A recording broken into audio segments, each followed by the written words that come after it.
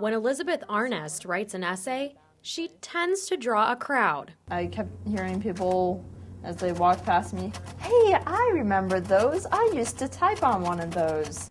That's because Arnest uses a typewriter from the 1920s to do most of her essays.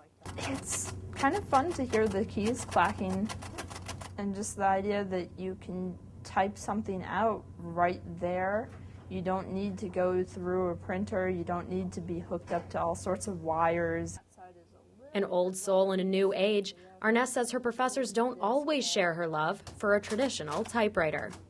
Every paper that came back, my teacher always wrote, "Check your margins and make sure you have this or that." Still, Arnest finds most people enjoy hearing the click-click ping of her typewriter.